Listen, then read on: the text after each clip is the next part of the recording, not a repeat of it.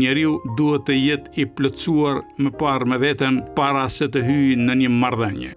Bota moderne ka ndryshuar thelbësisht mënyrën si ndërtohen dhe si përjetohen marrëdhëniet. Shoqëria sot promovon një qasje më individualiste ndaj jetës, ku njeriu duhet të jetë i plotësuar më parë me veten para se të hyjë në një marrëdhënie. Kjo mund të krijojë një hendek mes nevojës për ndërlidhje dhe frikës nga varësia emocionale. Dashuria po ndikohet nga një mentalitet ku gjithçka është e zëvendësueshme, duke përfshirë edhe njerëzit. Teknologjia dhe platformat e takimeve kanë krijuar një ndjenjë të zgjedhjes së pakufishme që shpesh çon në vështirësi për të angazhuar vërtet. Pranimi i dashurisë kërkon një lloj dorëzimi emocional, një pranim i cënueshmërisë. Por realiteti modern i ka bërë njerëzit më të kujdesshëm, më të rezervuar, shpesh duke fshehur pas një distance emocionale. Pavarësisht këtyre ndryshimeve, një dashuri ku të dy japin dhe marrin pa e parë veten si një superior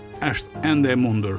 Por ajo kërkon një vetdije të re dhe një vullnet të fortë për të mos u ndikuar nga rrjedha e kohës. Nuk mjafton të ndjejmë, duhet edhe të kuptojmë se si funksionon ndjenja. Marrëdhëniet nuk mbahen vetëm nga emocioni, por edhe nga vullneti për ta mbajtur atë gjallë. Të marrësh dashuri nuk të bën më të dobët, ashtu si të japësh nuk të bën të shfrytzueshëm.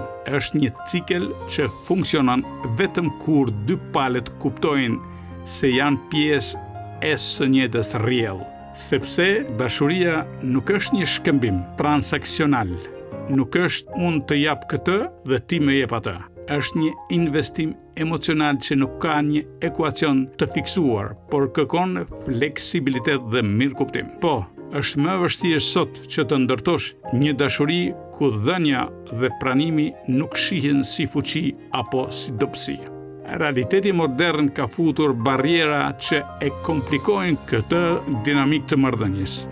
Por nëse ka vetëdije dhe vullnet, ky ekuilibër mbetet i mundur. Pyetja vërtet që shtrohet është: a jemi gati që të lundrojmë kundër rrjedhës për të ruajtur thelbin e një dashurie të vërtet?